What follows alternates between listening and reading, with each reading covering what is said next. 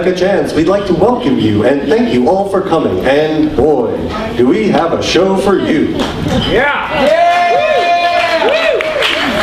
I'm Peter Ruvolo, sitting in for Denouncer Jim Buckley. And tonight is the guaranteed, absolutely, positively last rendition, short of a syndicated deal, Broadway play, published memoir, documentary, or feature film, of course, of If I Can't Dance, You Can Keep Your Republican Revolution!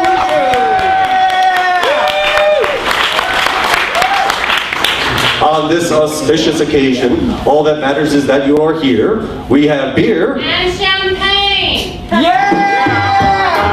And we are thrilled and honored to hear from the spirit of all kinds of people. Watch some video, engage in some sing-along.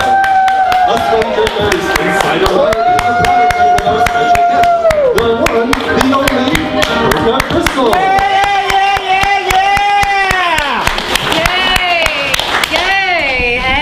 It's me, Coca Crystal TV star.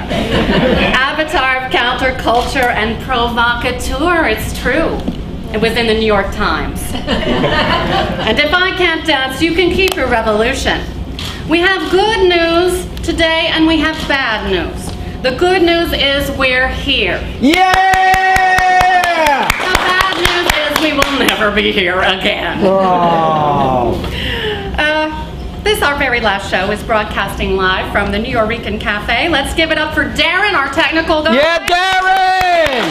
Kenny there behind. Yeah! Fantastic. I'm going to say right on. I decided I was going to say right on as many times as I could today. Right on, sister! We are gathered here together today to engage in some anti-authoritarian music, humor, politics, poetry, talk, telephone, and I want you to know that there will be no extra charge for that technical failure. I think we raised the residuals of Toots and the Maytel in the pre-show music there. I'm thrilled to be surrounded by these really good friends and people who've been on my show for many years. You are some of my top favorites. As we look backward and forward, I'm proud to say I was the star and producer of my own life from November 1947 to March 2016, and what I achieved is spiritual enlightenment and fame on a budget. I'd like to kick off this righteous party with a little magic. Now, I might be a little rusty, but this is something I have rehearsed and practiced a great deal. Now, wait for it. Yeah! I know you were expecting pot. But it's actually the #1 reason I quit the show. We ran out of pot. Now, we have brownies, but the pot doesn't enhance the taste of anything. It's like kale. So, champagne for my friends. Peter, if you could help them out there. We'd like you to join us in a toast today. And Peter's going to bring around a glass. I think I'm going to stand for my toast. I'm going to toast to Wednesday nights at 10:30 on Channel D. Yeah. Hi, honey. How beautiful. Hi, it's good to see you. Nice it's to good to see you see all of you. You know what? I'm just going to come out and see everybody that's here. Hi. Hi. It's nice of you to come. It's nice of you to be here. Yeah, I love that. I love that. It's so nice of you. It's so good to see everyone. Hello. Hello. Hello. How are you? Oh, it's so good to see you. It's so good. Look at all these lovely people. It is so good to see you. You know what I realized? I realized I have a lot of smart and sometimes famous people as friends. I think they're all here at the moment. It's terrific. You know, since it's been a while since some of us have seen each other, I thought it would be fun to play a little game. So here it is. I want you to describe something we did, ideally together, in 3 words or less, and I don't even have to remember it. So if my friend Danielle was here, she would say, did a play, right? Did a play. So can you all think of something in 3 words or less? What did we do together, darling? We fed a horse. Fed a horse. There you go. What else did we do together, darlings? 3 words or less. Climbed a volcano. Climbed a volcano. I remember that. Fantastic. Man from space. Man from space. Oh, I want to talk with you about that later. 8 morels. 8 morels. Fantastic. 3 words or less. You guys are good at this game. 8 Chinese food. 8. I think we let that go, right? 8 Chinese food. I don't know. Is it hyphenated? No. I don't remember. 3 words. Fantastic. 3 words. Camped at Crane Point. Camped at spring point. Fantastic. 3 words or less.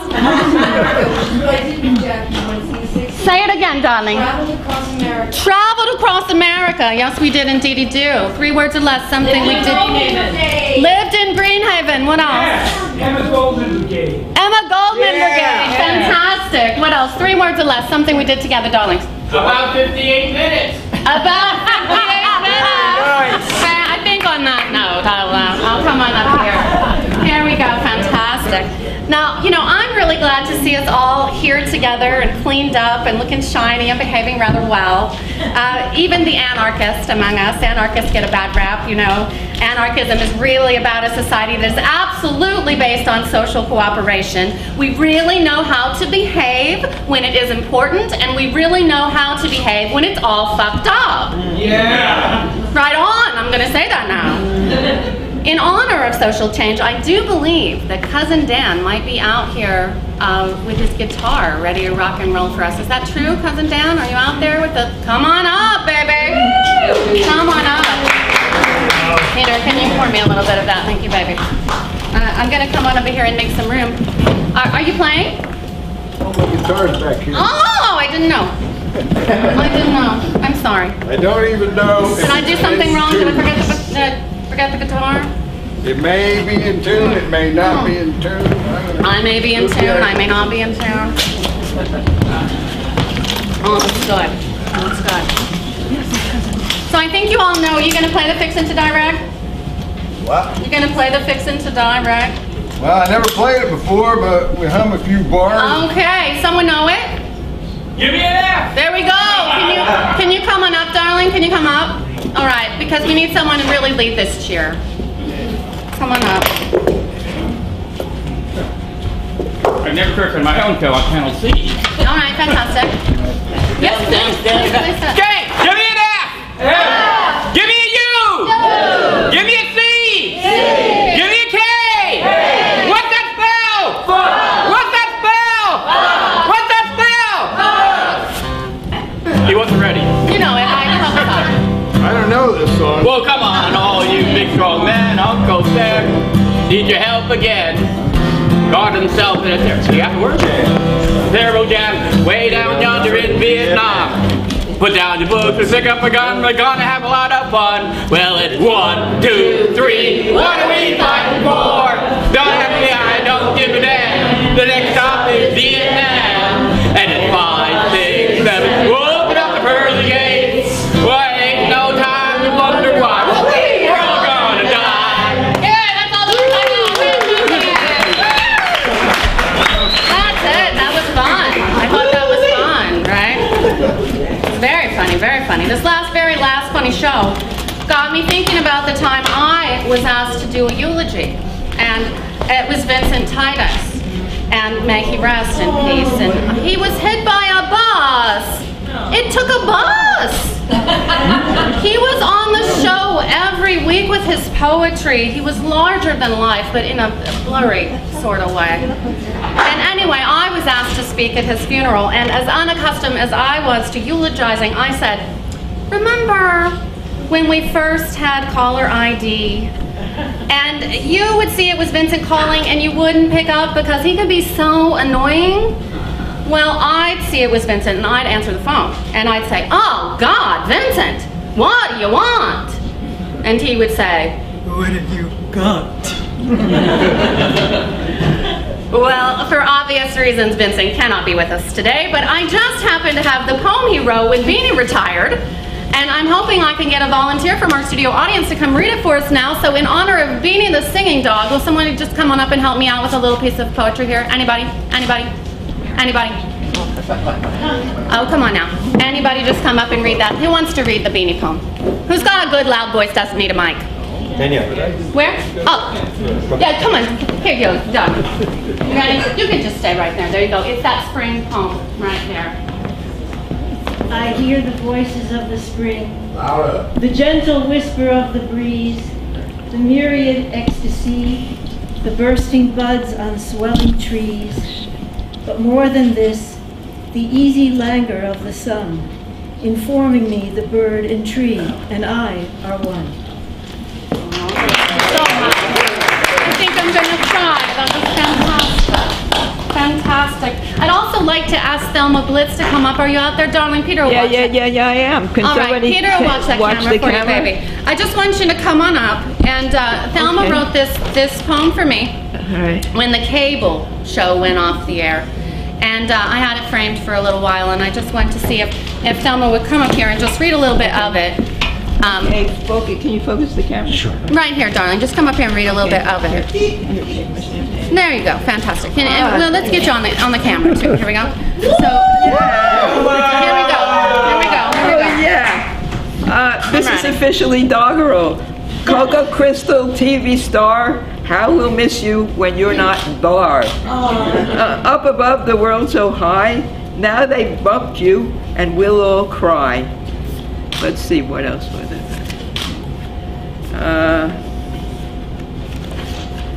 Twinkle, twinkle, little Gus, aren't you like the rest of us?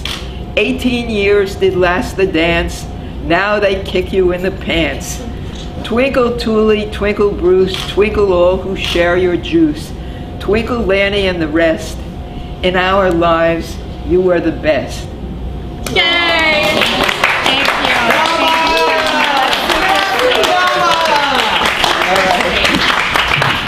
Now, while we're all drinking and thinking, I was hoping our fabulous mystery guest would arrive. He's been instrumental in some of the Trump demonstrations, and I'm so sad I haven't been able to attend. I really wanted to have him on.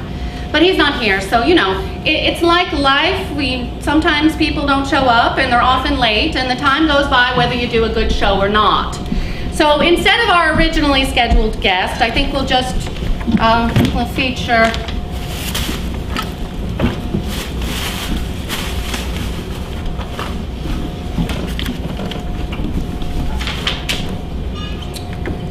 shit you think about when you get cancer. This used to be my to-do list, but when I put beat cancer on it in 2006, things changed a bit. Now, here is one thing that I moved to the top of the list. It's a grand plan, so I really could use your help to do this. I wanted to start a program for people in the community who like kids and like to cook, and actually to go into group homes and make dinner in person with the kids. Now, I want you to work on that one later today. Please just talk amongst yourselves, because I'm sure someone here in the room knows Oprah or has a connect at the Food Network or something. This is New York City. Now, it was not a giant surprise that I got lung cancer. I had smoked for 40 years, so I didn't just run out and tell everybody, because, you know, I was very worried somebody would say the most horrible thing, which was, well, it serves you right. But it turns out people are really just a little bit nicer than that. When I was diagnosed, I told them I was going to occupy Sloan Kettering, which I did. It's not like I pretended that I didn't have cancer, that it's not a serious thing. I just tried to find the humor, you know, the non-cancerous part of it. When you're on the lung cancer floor, you go down to x-ray a lot, and you want to be just a little covered up. And I noticed that not everyone had a robe. Now, you know me. Just because they put me somewhere and told me to stay there doesn't mean I did that. I was in a wheelchair. It had wheels. So I found the place where they kept the robes and I stole them.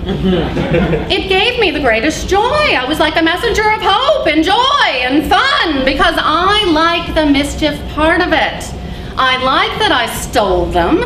I like that it helped people. I was perfectly happy to say that I did it and I would do it again. Yeah. I think it was this attitude that helped me beat the cancer. I know some of you don't know this, but I was cancer-free for several years.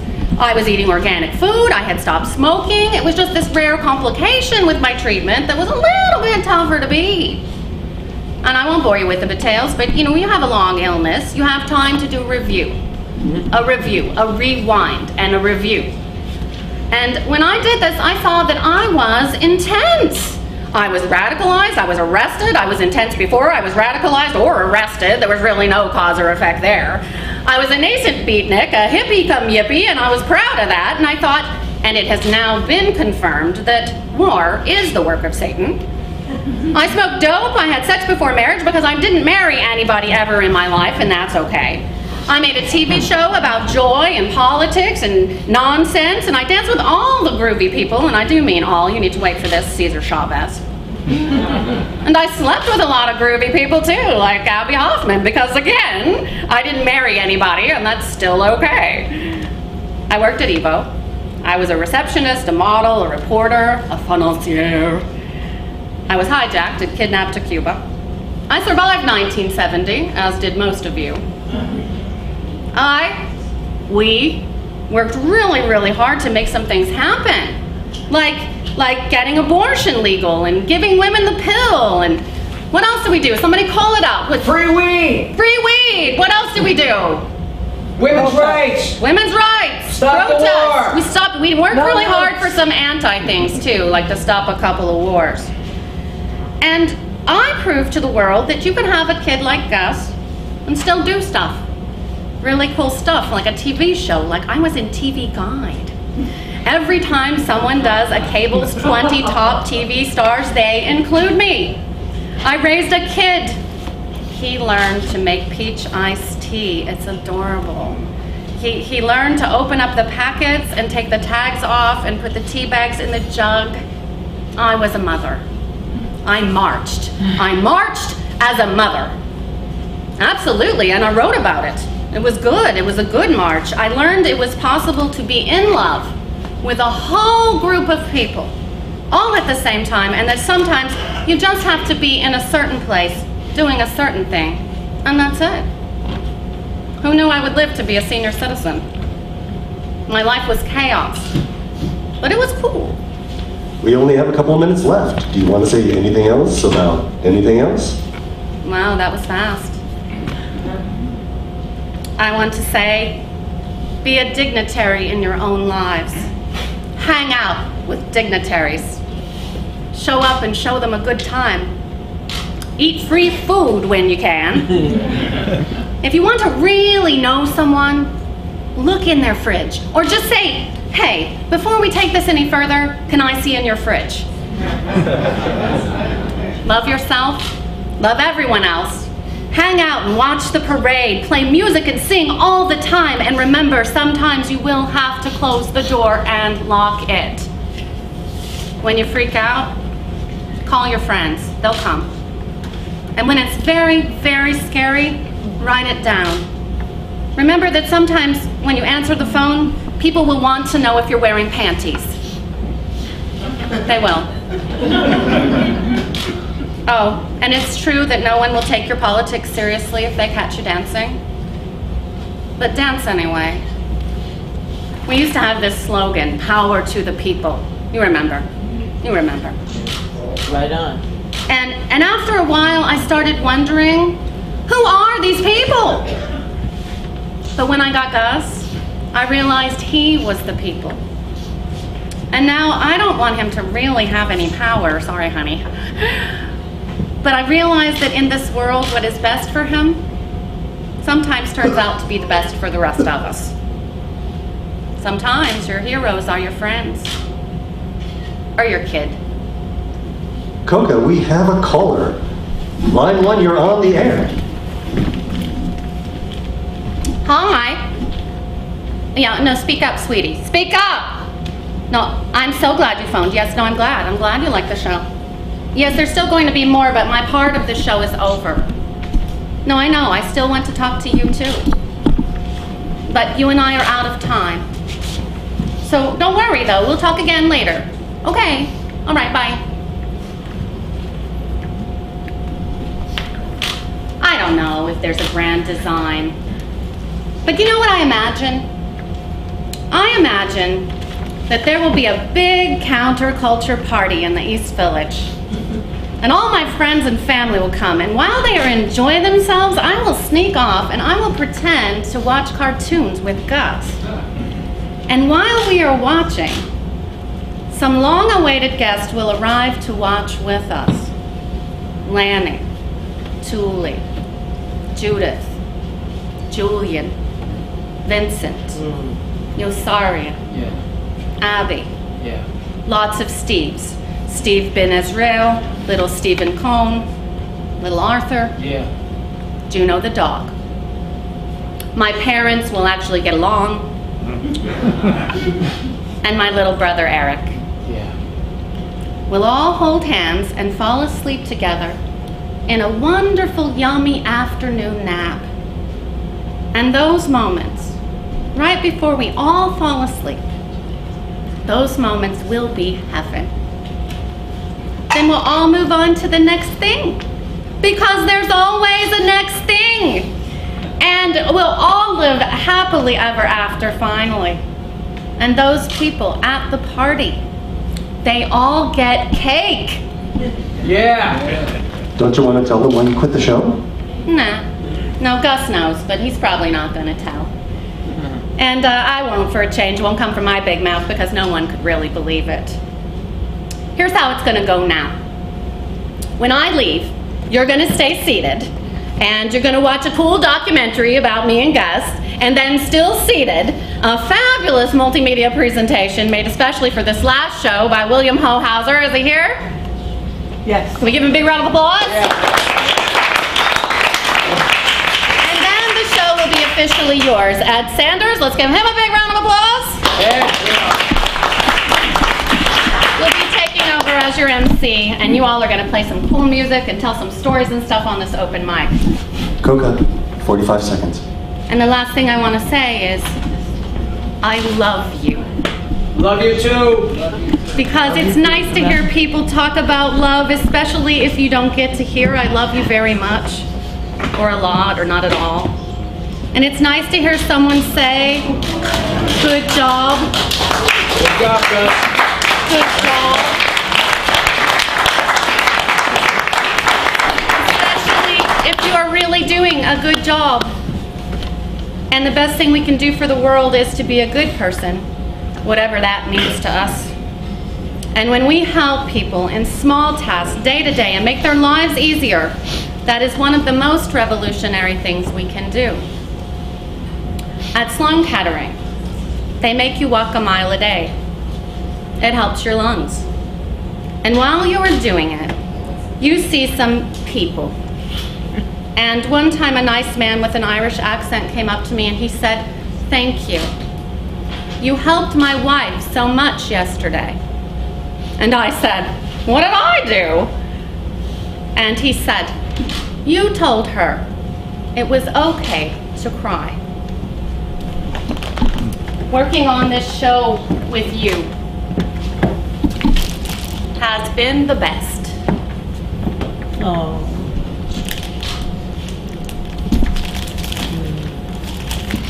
And I was delighted to take part in the festivities.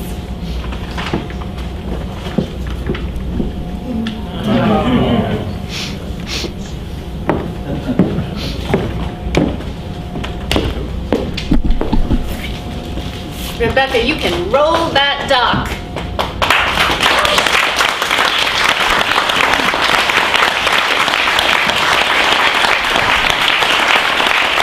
The smiling king of New York City cable has left the building. No, I haven't.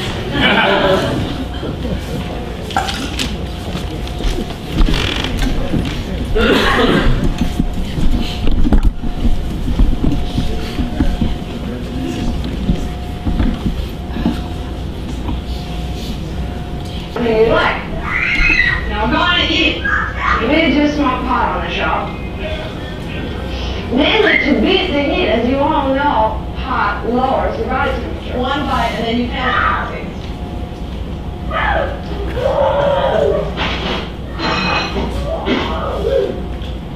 I am Coca Crystal TV star. Yes, you are. Of cable TV here in New York City. But more importantly, for the last 5 years, I've been the guardian of Gustav Shea, my executive producer. 9-year-old special boy, retarded, brain damaged, epileptic. That means far entry and Gus star. I am Gus's mother's sister. And Gus got sent to me in 1975, and the only relatives that he had were over 60 years old. And we're not willing to take on a powerhouse kid like Gus is.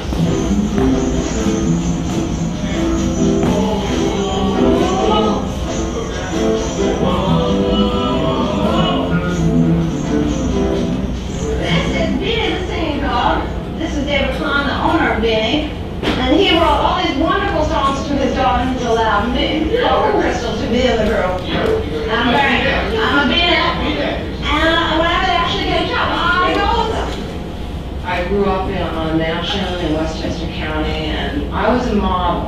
from age 1 to 16 for my father's fur company, and the entire family were in these ads. My mother in a full ranch mink with my sister in this little bonnet.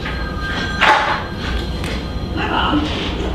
This is my IBM Selectric typewriter, which I was lucky enough to get during the 1971 Columbia riot. When I first got this typewriter, I thought that I was only allowed to do stories about the revolution.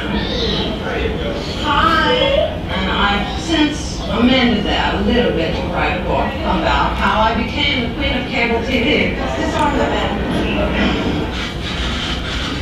In 1969, I was hijacked on a plane to Cuba. And I was one of the only people that had a good time, and I did ask people to smile on there based on the fact that my mother had met Fidel Castro in the Bronx Zoo and had flirted with him, and I thought this would be enough for them to allow me into the country. I was wrong. Okay. I heard that you went to the Rainbow Gathering. Right, I'll have to do that. Next we're going to have the weekly hot report with Mike Chance. Where have you been? I hear you went to the Rainbow gatherings. Right you are. I was down last week at the Rainbow Gathering, attempting to update my hippie credentials, which was quite an event too. In fact, there were some 8,000 people there, mostly naked and all spilled. My only money that I need today is to get down to the show, so I'll need a couple of bucks, or I can take a cab or a subway. But when I get there, everybody pays $2 to help after the show, so that covers my drinks and the babysitter and my ride home. So, looks like I only need about 60 cents for today, and I think I can scrounge that up.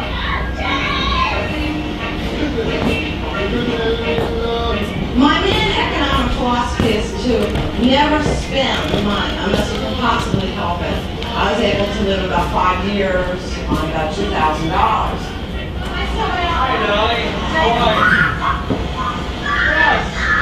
So when I go to the store, I say, hey, look, I don't have any money, but Gus needs this, Gus needs that. He'll give me what I want. You know,